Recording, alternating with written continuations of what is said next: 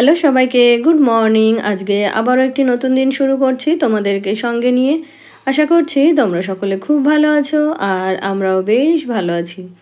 আজকে বারটা হলো শুক্রবার আর এখন ঘড়িতে বাজছে ওই সকাল 7টা মতো। তো আজকে গুড ফ্রাইডের কারণে হাজব্যান্ড ছেলে ওদের দুজনেরই ছুটি রয়েছে। তো রান্নাবান্নার তো সেরকম কোনো তাড়া নেই, তবে সকালে উঠে ঘরদোরগুলো একটু গুছিয়ে নিতে হবে, কারণ ওই যে নমিতাদি কিন্তু ছুটির দিনগুলোতে আগে আগেই কাজে চলে আসে। তো সেই জন্য প্রত্যেক দিন আমাকে এক কথা বলতেও ভালো লাগে না, আর ওরকম মানে কাজ সম্পূর্ণ হয় না তারপরে কাজ করতে চলে আসে, তো এটা আমার রোজ রোজ ভালোও লাগে না। তো সেই জন্য ভাবলাম যে আজকে হচ্ছে নমিতাদি আসার আগেই রান্নাটা কমপ্লিট করে নেব। তো সেই জন্যই আর কি তাড়াতাড়ি ঘুম থেকে উঠে এই যে ফ্রেশ হয়ে নিয়েছি, আর এখন এই যে বাসি ঘরদোরগুলো একটু ঝাড় দিয়ে গুছিয়ে নেব।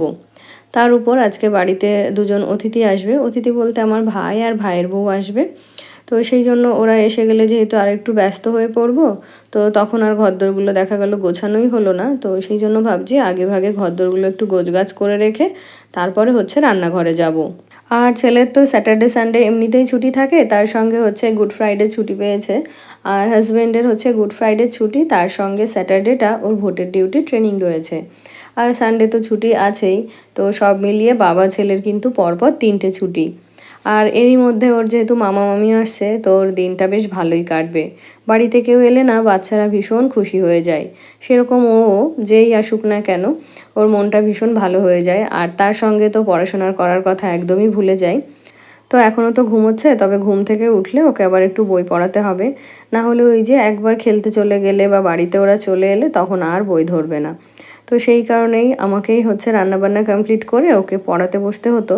তবে যেহেতু হাজব্যান্ডের ছুটি রয়েছে, তাই আর কি আমাকে পড়াতে না বসলেও কোনো অসুবিধা হবে না। তারপরে আমার গত ভিডিওতে কমেন্ট করেছিল বন্দিতা দিদি ভাই, তো লিখেছে তোমার ভিডিও কদিন দেখতে পারিনি, বাড়িতে গেস্ট এসেছিল, গরমে কেমন আছো, রাতে কি খাবার আনলে দেখালে না, ভিডিওটা খুব ভালো লাগলো। থ্যাংক ইউ দিদি ভাই। কী বলো তো, রাতে খাবার এনেছিল বলতে বিরিয়ানি এনেছিল, তো 2টো মাটন বিরিয়ানি এনেছিল। আর ছেলে ওই যে বললাম মাটনটার থেকে চিকেনই বেশি পছন্দ করে, তো ছেলের জন্য হচ্ছে একটা চিকেন চাপ এনেছিল। তো ভিডিওটা অনেক লেন্দি হয়ে যাচ্ছিল, তাই আর কি তোমাদের সাথে শেয়ার করা হয়নি। আর আমাদেরও যেন তো বাড়িতে গেস্ট এসেছিল, তো সেই কারণেই আমিও মাঝে 2টো দিন ভিডিও দিতে পারিনি। মানে সেরকম কাজের কোনো অসুবিধা হয়নি, তবে এত গল্প করেছি, এত হাসাহাসি করেছি, মজা করেছি, যে গল্পের শেষে দেখতাম আমার গলা ভারী হয়ে গেছে, গালের মানে চোয়াল ব্যথা হয়ে গেছে, মানে এত কথা বলেছি। তো এই যে অনেক দিন একা একা থাকি, তো এবার মাঝে মধ্যে কেউ এলে বেশ ভালো লাগে, দুটো মন খুলে কথা বলা যায়। আরও যদি হয় যে বাপের বাড়ির কেউ, তো ওই যে বাবার বাড়ির সবার সম্পর্কে জানতে পারি, তারপরে আমাদের গ্রামের কি হালচাল সেই সম্পর্কে জানতে পারি। তো এমনিতেই জানো তো কোথা দিয়ে যে সময় কেটে যায় বুঝে উঠতে পারি না। তো এইভাবেই কটা দিন খুব ভালোই কেটেছে। আর হচ্ছে গরমটাও পড়েছে, তবে মাঝে মধ্যে একটু ঠান্ডা হাওয়াও দিচ্ছে, মানে মাঝে মাঝে একটু মেঘলাও করছে, আবার একটু ঝোড়ো হাওয়াও দিচ্ছে, তো সব মিলিয়ে ঠান্ডা গরম মিশিয়ে বেশ ভালোই আছি।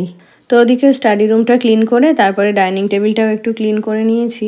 তো এই যে রান্না করে যেহেতু খাবার দাবার রাখতে হবে, তো সেই জন্যই আর কি একবারে ওটাকে ক্লিন করে নিলাম।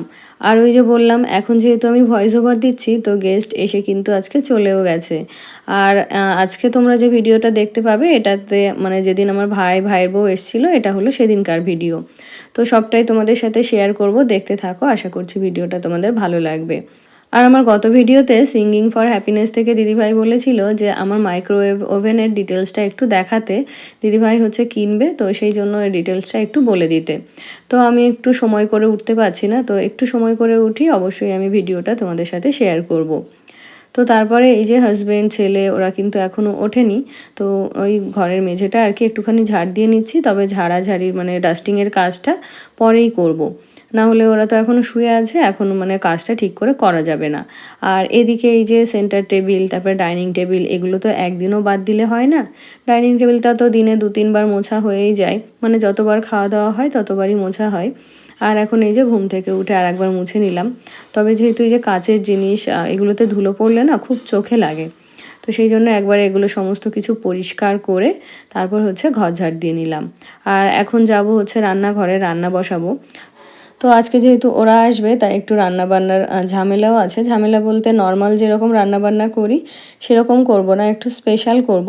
তো সেটা তো দুপুরে করব, তবে সকালের জন্য একটু ডাল, ভাত, সবজি এগুলো তো আমাকে করতেই হবে। তো সেই জন্য এই যে একটুখানি চাল ধুয়ে বসিয়ে দেব, মানে ভাতটা অল্পই করব, সাদা ভাতটা। তো ওরাও এসে সকালবেলা খাবে আর আমরাও খাবো। তো সেই মতো করে সকালবেলার মতোই আর কি চালটা নিয়েছি। আর এখানে এই যে একটু ডাল নিয়ে নিয়েছি। আর দুপুরের জন্য ভাবছি একটুখানি ফ্রাইড রাইস করব আর তার সঙ্গে করব একটু চিকেন। তো আমার ছোটো ভাইয়ের বউ মাটন খায় না, তো ওর জন্য চিকেনই আনা হবে। আর ভাই যখন একা আসে তখন মাটন আনা হয়, বা আগে যখন ভাই বউর সঙ্গে এসেছিলো তখনও মাটন এনেছিলাম, তবে তার সঙ্গে অল্প করে চিকেনও করতে হয়েছিল। তো সেই জন্য ভাবছি তাহলে আজকে দুরকম করে লাভ নেই, শুধু চিকেন করে দিই। তো সেই মতো করে হচ্ছে হাজবেন্ড বাজার যাবে, বাজার থেকে এলে তারপরে দুপুরে রান্নাবান্না শুরু করব। আর এদিকে দেখো রান্না টান্না বসিয়ে আমি এক বোতল জল ভরে নিচ্ছি, কারণ এই যে সমস্ত কিছু গুছিয়ে রান্না করতে করতে এতটাই ব্যস্ত হয়ে যাব যে তার মধ্যে আর কি জলটাই খাওয়া হবে না।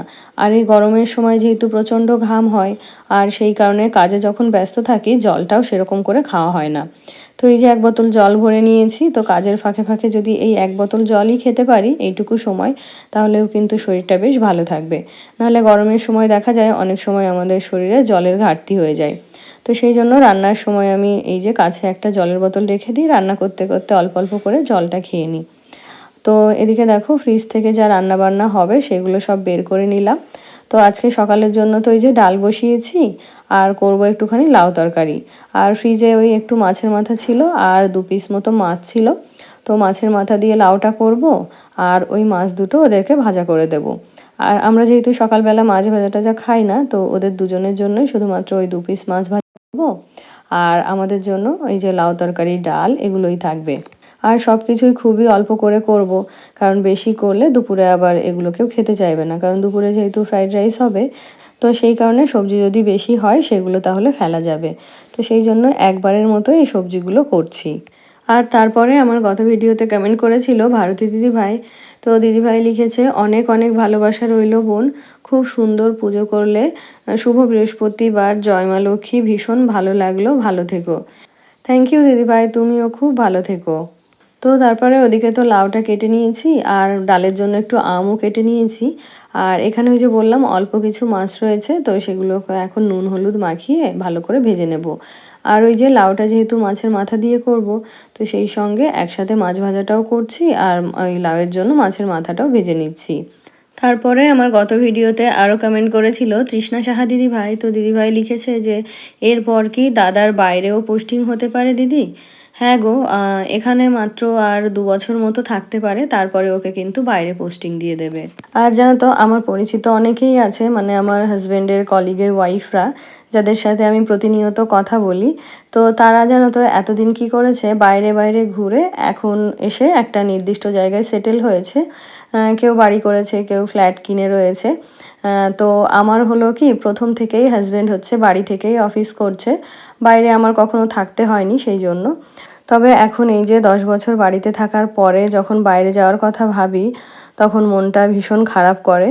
তো যতই হোক না কেন, যতই আলিশান ফ্ল্যাট হোক না কেন, বাড়ি ভাড়া হোক না কেন, নিজের বাড়ির মতো কমফোর্ট কিন্তু কোথাও হয় না। আর সব থেকে বড় কথা হলো যে ছেলের স্কুলটাও চেঞ্জ করতে হবে। তো একরকম পরিবেশ থেকে গিয়ে অন্য পরিবেশে মানিয়ে নিতেও ওর একটু সমস্যা হবে। তো সেই সময়টা তো আমি কখনো ফেস করিনি, তবে অন্যদের কাছ থেকে যখন শুনি তখন একটু নার্ভাস লাগে। তবে সময়ের উপর ভরসা রেখেছি যে সময় সব কিছু ঠিক করে দেবে। তো তারপরে ওদিকে লাউ তরকারিটাও বসিয়ে দিয়েছি, আর এদিকে দেখো ডালটাও হয়ে গেছে। তো যে রান্নাগুলো হয়ে গেছে সেগুলো হচ্ছে আমি এই যে টেবিলে নিয়ে চলে এলাম। আর ওদের জন্য এই যে একটু জলও রেডি করে রেখেছি, মানে ওরা কিছুক্ষণের মধ্যেই আসবে। তো আমার ভাই হলো আসছে ওর কলেজ থেকে, আর আমার ভাই বউ আসছে বাড়ি থেকে। তো সেই জন্য ভাই তো আগে এসে স্টেশনে পৌঁছে গেছে, আর ভাই বউ আসতে একটু দেরি হচ্ছে, তো ওরা দুজন একসাথেই আর কি বাড়িতে ঢুকবে। তো সেই কারণে ওদের আসতে একটু দেরি হচ্ছে। তো তারপরে দেখো এদিকে ওই যে লাউটা, মাছের মাথাটা খুব ভালোভাবে সেদ্ধ হয়ে গেছে। আর এখন এই যে মাছের মাথাটাকে ভালো করে ভেঙে এর মধ্যে মিশিয়ে দিলাম। তো এদিকে তো সকালে খাওয়া দাওয়ার মতো রান্নাগুলো হয়ে গেল। আর এখন শুধুমাত্র একটু আমের চাটনি করব। তো এই যে বলছিলাম না যে বেশ কিছু আম আনা হয়েছে, তো সেগুলো তো না খেলে নষ্ট হয়ে যাবে। তো সেই জন্য ভাবছি একটু চাটনি করে নিই, তাহলে সবাই মিলে খেয়ে শেষ করে ফেলতে পারবো। তো এদিকে লাউটা তো নামিয়ে নিলাম, আর ওদিকে এক ফাঁকে আমটাও আমি কেটে রেখেছি। তো এই যে প্রত্যেক দিনের মতো সর্ষে আর শুকনো লঙ্কা ফোড়ন দিয়ে এই যে কেটে রাখা আমগুলোকে দিয়ে দিলাম। তো এই যে তোমাদেরকে আগেই বলেছিলাম যে আমগুলো যে এত টক সেটা বলার না। প্রায় 250-300 গ্রাম চিনি আমার এই একটা আমের জন্য দিতে হয় চাটনিতে। আর এই যে চাটনি বলো বা বাড়িতে যে সমস্ত মিষ্টি খাবার আসে, সেগুলো আসে ঠিকই বা এই চাটনি রান্না করা হয় ঠিকই, তবে এগুলো কিন্তু আমি খাই না বললেই চলে। আর চাটনিটা করলে দেখেছি হাসব্যান্ড ভীষণ পছন্দ করে, মানে ও খেতে ভালোবাসে। তো সেই কারণেই আর কি কয়েকদিন ধরে চাটনিটা করছি। তো তারপরে এদিকে ওরা চলে এসেছে, আর ওদেরকে এই যে একটু জল দিলাম, আর একটু কোল্ড ড্রিঙ্ক ছিল তো সেটাই ওদেরকে একটু বের করে দিলাম। আর এই যে দেখো যেহেতু বাড়ি থেকে এসছে খালি হাতে তো আসবেই না, তো আমার মা গুছিয়ে দেওয়া যেমন তেমন এরা কিন্তু চেয়ে মানে দিদির জন্য এটা দাও ওটা দাও, এটা নিয়ে যাব ওটা নিয়ে যাব, তো চেয়ে চেয়ে দেখো এই এত কিছু নিয়ে এসছে। তো এখানে রয়েছে কুলের আচার, শুকনো কুল, তারপরে চালের গুঁড়ো, একটা পাকা তাল, আর আমাদের গাছের লাউ আর আম। আর সবশেষে এনেছে এই যে হাঁসের মাংস। আর হাঁসটা একেবারে কেটে ধুয়ে পরিষ্কার করে তারপরে নিয়ে এসছে।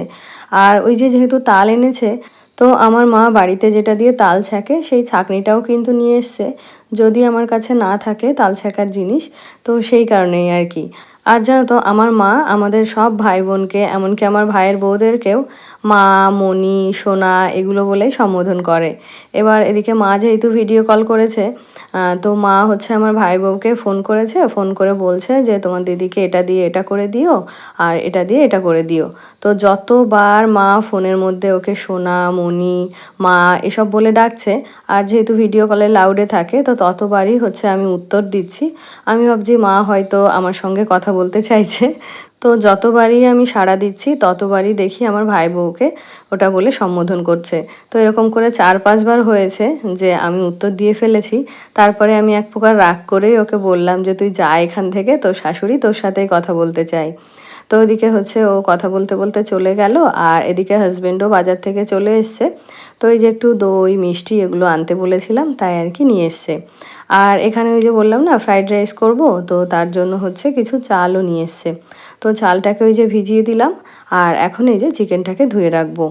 আর ওই যে তোমরা বলেছিলে যে চিকেনটাকে ভিনিগারের জলে ভিজিয়ে রাখতে, তো আমি এই 3 দিন হলো ওই টিপসটাই ফলো করছি। আর চিকেনটা জানো তো বেশ ভালোই হচ্ছে, সেই গন্ধটা আর আসছে না। তো আজকেও সেই মতো করে দেখো চিকেনটাকে ওই যে ভিনিগারের জলে ভিজিয়ে কিছুক্ষণের জন্য রেখে দেবো। আর মাংসের জন্য মশলা তৈরি করা, তারপরে হচ্ছে ফ্রাইড রাইসের জন্য ভেজিটেবল কাটা, ওগুলো কিন্তু আমি কাজের ফাঁকেই সমস্ত কিছু গুছিয়ে নিয়েছি। তারপরে আমার গত ভিডিওতে আরও কমেন্ট করেছিল কৃষ্ণা মণ্ডল দিদিভাই, তো লিখেছে তোমার ভিডিও কদিন দেখতে পাইনি বোন। হ্যাঁ গো দিদিভাই, আমি ওই যে মাঝে 2 দিন ভিডিও দিইনি, তো তোমরা যেরকম আমাকে মিস করেছো, আর আমিও কিন্তু তোমাদেরকে ভীষণভাবে মিস করেছি। তো এই যে 2 দিন একটু অলসতা করেই আর কি ভিডিওগুলো দেওয়া হয়নি। তবে এখন থেকে চেষ্টা করব আবার রেগুলার ভিডিও দেওয়ার।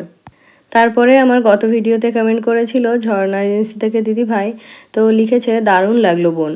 থ্যাংক ইউ দিদিভাই, অনেক ভালোবাসা রইল। তো তারপরে দেখো এখানে একে একে সমস্ত মশলাগুলো খুব ভালো করে কষে নিয়েছি। তারপরে ওই যে ধুয়ে রাখা চিকেনটা দিয়ে এখন খুব ভালো করে কষিয়ে নেব। আর এই যে কড়াইটা একটু ছোট হয়ে গেছে, যেহেতু আজকে চিকেনটা একটু বেশিই এনেছে, তো অন্য কড়াই বের করব সেটা আর করা হয়নি। আরও একটা কড়াই যেহেতু রাইস করব, আর এই কড়াইটাতে যেহেতু সকাল থেকে রান্না হয়েছে, তাই ভাবলাম যে এটাতেই হচ্ছে একটু মানে জায়গা কম হলেও মাংসটা এটাতেই করে নিই।